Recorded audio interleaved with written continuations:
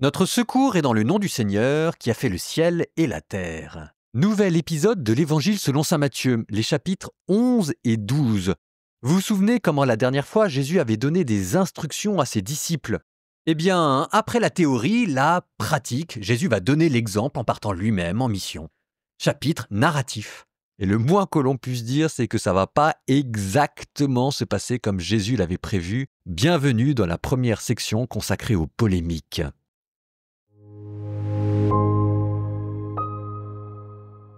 Lorsque Jésus eut terminé les instructions qu'il donnait à ses 12 disciples, il partit de là pour enseigner et proclamer la parole dans les villes du pays. Jean le Baptiste entendit parler dans sa prison des œuvres réalisées par le Christ. Il envoya ses disciples et par eux lui demanda « Es-tu celui qui doit venir ou devons-nous en attendre un autre ?» Jésus leur répondit « Allez annoncer à Jean ce que vous entendez et voyez. Les aveugles retrouvent la vue. Les boiteux marchent, les lépreux sont purifiés et les sourds entendent, les morts ressuscitent et les pauvres reçoivent la bonne nouvelle. Heureux celui pour qui je ne suis pas une occasion de chute. » Tandis que les envoyés de Jean s'en allaient, Jésus se mit à dire aux foules à propos de Jean. « Qu'êtes-vous allés regarder au désert? Un roseau agité par le vent? Alors qu'êtes-vous donc allés voir? Un homme habillé de façon raffinée? Mais ceux qui portent de tels vêtements vivent dans les palais des rois. Alors qu'êtes-vous allés voir? Un prophète?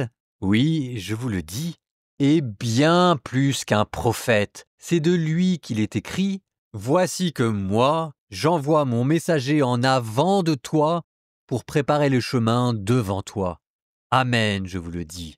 Parmi ceux qui sont nés d'une femme, personne ne s'est levé de plus grand que Jean le Baptiste, et cependant le plus petit dans le royaume des cieux est plus grand que lui. Depuis les jours de Jean le Baptiste jusqu'à présent, le royaume des cieux subit la violence et des violents cherchent à s'en emparer.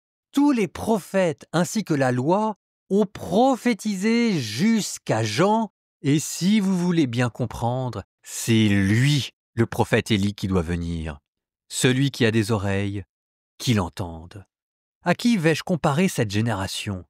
Elle ressemble à des gamins, assis sur les places qui en interpellent d'autres en disant « Nous vous avons joué de la flûte et vous n'avez pas dansé, nous avons chanté des lamentations et vous ne vous êtes pas frappé la poitrine. » Jean le Baptiste est venu en effet. Il ne mange pas, il ne boit pas, et l'on dit « C'est un possédé. » Le Fils de l'homme est venu, il mange et il boit, et l'on dit « Voilà un glouton et un ivrogne, un ami des publicains et des pécheurs. » Mais la sagesse de Dieu a été reconnue juste à travers ce qu'elle fait. Alors Jésus se mit à faire des reproches aux villes où avaient eu lieu la plupart de ces miracles parce qu'elles ne s'étaient pas converties. Malheureuse es-tu, Chorazine, malheureuse es-tu, Bethsaïde, car si les miracles qui ont eu lieu chez vous avaient eu lieu à Tyr et à Sidon, ces villes autrefois se seraient converties sous le sac et la cendre. Aussi je vous le déclare, au jour du jugement, Tyr et Sidon seront traités moins sévèrement que vous. Et toi, Capharnaüm, seras-tu donc élevé jusqu'au ciel? Non, tu descendras jusqu'au séjour des morts. Car si les miracles qui ont eu lieu chez toi avaient eu lieu à Sodome, cette ville serait encore là aujourd'hui. Aussi je vous le déclare, au jour du jugement, le pays de Sodome sera traité moins sévèrement que toi. En ce temps-là, Jésus prit la parole et dit « Père, Seigneur du ciel et de la terre, je proclame ta louange. Ce que tu as caché aux savants et aux sages, tu l'as révélé aux tout-petits. Oui, Père, tu l'as voulu ainsi dans ta bienveillance. Tout m'a été remis par mon Père. Personne ne connaît le Fils, sinon le Père, et personne ne connaît le Père, sinon le Fils, et celui à qui le Fils veut le révéler. Venez à moi, vous tous qui peinez sous le poids du fardeau, et moi, je vous procurerai le repos. Prenez sur vous mon joug, devenez mes disciples, car je suis doux et humble de cœur, et vous trouverez le repos pour votre âme. Oui, mon joug est facile à porter, et mon fardeau léger. » En ces temps-là, un jour de sabbat, Jésus vint à passer à travers les champs de blé. Ses disciples eurent faim et se mirent à arracher des épis et à les manger. Voyant cela, les pharisiens lui dirent : « Voilà que tes disciples font ce qui n'est pas permis de faire le jour du sabbat. » Mais il leur dit : « N'avez-vous pas lu ce que fit David quand il eut faim, lui et ceux qui l'accompagnaient ? Il entra dans la maison de Dieu et ils mangèrent les pains de l'offrande. Or, ni lui, ni les autres n'avaient le droit d'en manger, mais seulement les prêtres. Ou bien encore, n'avez-vous pas lu dans la loi que, le jour du sabbat, les prêtres, dans le temple, manquent au repos du sabbat sans commettre de faute ? Or, je vous le dis, il y a ici plus grand que le temple. Si vous aviez compris ce que signifie « je veux la miséricorde et non le sacrifice », vous n'auriez pas condamné ceux qui n'ont pas commis de faute. En effet, le Fils de l'homme est maître du sabbat. Il partit de là et entra dans leur synagogue. Or, il s'y trouvait un homme qui avait une main atrophiée. Et l'on demanda à Jésus : « Est-il permis de faire une guérison le jour du sabbat ?» C'était afin de pouvoir l'accuser. Mais il leur dit : « Si l'un d'entre vous possède une seule brebis, et qu'elle tombe dans un trou le jour du sabbat, ne va-t-il pas la saisir pour la faire remonter ? Or, un homme vaut tellement plus qu'une brebis. Il est donc permis de faire le bien le jour du sabbat. » Alors Jésus dit à l'homme : « Étends la main. » L'homme l'étendit, et elle redevint normale et saine comme l'autre. Une fois sortis, les pharisiens se réunirent en conseil contre Jésus pour voir comment le faire périr. Jésus, l'ayant appris, se retira de là. Beaucoup de gens le suivirent, et il les guérit. Tous. Mais il leur défendit vivement de parler de lui. Ainsi devait s'accomplir la parole prononcée par le prophète Isaïe : « Voici mon serviteur que j'ai choisi, mon bien-aimé en qui je trouve mon bonheur. Je ferai reposer sur lui mon esprit. Aux nations il fera connaître le jugement. Il ne cherchera pas querelle. Il ne criera pas, on n'entendra pas sa voix sur les places publiques, il n'écrasera pas le roseau froissé, il n'éteindra pas la mèche qui faiblit, jusqu'à ce qu'il ait fait triompher le jugement, et c'est en son nom que les nations mettront leur espérance. » Alors, on lui présenta un possédé, qui était aveugle et muet. Jésus le guérit, de sorte que le muet parlait et qu'il voyait. Toutes les foules étaient dans la stupéfaction et disaient : « Cet homme ne serait-il pas le fils de David ?»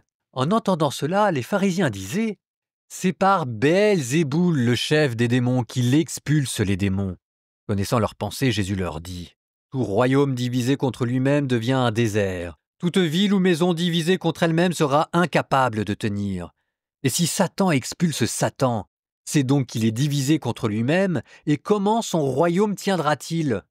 Et si moi, c'est par Béelzéboul que j'expulse les démons, vos disciples, eux, par qui les expulsent-ils ? C'est pourquoi ils seront eux-mêmes vos juges. Mais si c'est par l'Esprit de Dieu que moi j'expulse les démons, c'est donc que le règne de Dieu est venu jusqu'à vous. Ou bien encore, comment quelqu'un peut-il entrer dans la maison de l'homme fort et piller ses biens sans avoir d'abord ligoté cet homme fort ? Alors seulement il pillera sa maison. Celui qui n'est pas avec moi est contre moi. Celui qui ne rassemble pas avec moi disperse. C'est pourquoi je vous le dis, tout péché, tout blasphème sera pardonné aux hommes, mais le blasphème contre l'Esprit ne sera pas pardonné. Et si quelqu'un dit une parole contre le Fils de l'homme, cela lui sera pardonné. Mais si quelqu'un parle contre l'Esprit Saint, cela ne lui sera pas pardonné ni en ce monde-ci, ni dans le monde à venir. Prenez un bel arbre, son fruit sera beau. Prenez un arbre qui pourrit, son fruit sera pourri, car c'est au fruit qu'on reconnaît l'arbre. Engeance de vipère! Comment pouvez-vous dire de bonnes paroles, mauvais que vous êtes ? Car ce que dit la bouche, c'est ce qui déborde du cœur. L'homme bon de son trésor qui est bon tire de bonnes choses. L'homme mauvais de son trésor qui est mauvais tire de mauvaises choses. Je vous le dis, Toute parole creuse que prononceront les hommes, ils devront en rendre compte au jour du jugement. D'après tes paroles, en effet, tu seras reconnu juste. D'après tes paroles, tu seras condamné. » Quelques-uns des scribes et des pharisiens lui adressèrent la parole. « Maître, nous voudrions voir un signe venant de toi. » Il leur répondit. « Cette génération mauvaise et adultère réclame un signe, mais en fait de signe, il ne lui sera donné que le signe du prophète Jonas. En effet, comme Jonas est resté dans le ventre du monstre marin 3 jours et 3 nuits, le Fils de l'homme restera de la même manière au cœur de la terre 3 jours et 3 nuits. Lors du jugement, les habitants de Ninive se lèveront en même temps que cette génération et ils la condamneront. En effet, ils se sont convertis en réponse à la proclamation faite par Jonas, et il y a ici bien plus que Jonas. Lors du jugement, la reine de Saba se dressera en même temps que cette génération et elle la condamnera. En effet, elle est venue des extrémités de la terre pour écouter la sagesse de Salomon, et il y a ici bien plus que Salomon. Quand l'esprit impur est sorti de l'homme, il parcourt des lieux arides en cherchant où se reposer, et il ne trouve pas. Alors il se dit « Je vais retourner dans ma maison d'où je suis sorti. » En arrivant, il la trouve inoccupée, balayée et bien rangée. Alors il s'en va. Il prend avec lui 7 autres esprits encore plus mauvais que lui. Ils y entrent et s'y installent. Ainsi l'état de cet homme est pire à la fin qu'au début. Voilà ce qui arrivera à cette génération mauvaise. Comme Jésus parlait encore aux foules, voici que sa mère et ses frères se tenaient au dehors cherchant à lui parler. Quelqu'un lui dit « Ta mère et tes frères sont là, dehors, qui cherchent à te parler. » Jésus lui répondit « Qui est ma mère et qui sont mes frères ?» Puis étendant la main vers ses disciples, il dit « Voici ma mère et mes frères. Car celui qui fait la volonté de mon Père qui est aux cieux, celui-là est pour moi un frère, une sœur, une mère. »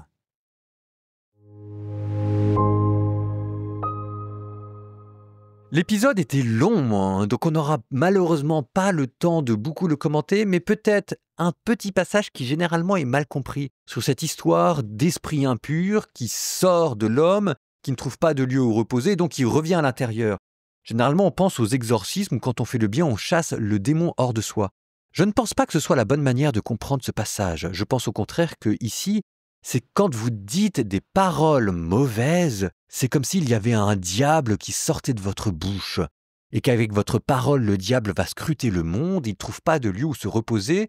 Et comme vous avez dit des paroles mauvaises, vous avez habitué un peu votre cœur à dire des paroles mauvaises. Ce qui fait que le démon, quand vous l'avez fait sortir de vous, rôde et trouve que votre cœur est maintenant bien disposé à l'accueillir. Et donc il va prendre avec lui 7 autres démons encore pires, ce qui fait que si vous dites des choses mauvaises, à la fin votre état empirera. Méfions-nous de nous-mêmes. Ce que nous disons reflète déjà ce que nous sommes. L'homme bon de son bon trésor tire de belles choses, l'homme mauvais de son mauvais trésor tire de mauvaises choses. C'est d'après nos paroles que nous serons jugés. Psaume 118, Dalet, verset 25. Mon âme est collée à la poussière. Fais-moi vivre selon ta parole. J'énumère mes voies, tu me réponds. Apprends-moi tes commandements. Montre-moi la voie de tes préceptes, que je médite sur tes merveilles. La tristesse m'arrache des larmes. Relève-moi selon ta parole. Détourne-moi de la voie du mensonge. Fais-moi la grâce de ta loi. J'ai choisi la voie de ta fidélité. Je m'ajuste à tes décisions. Je me tiens collé à tes exigences.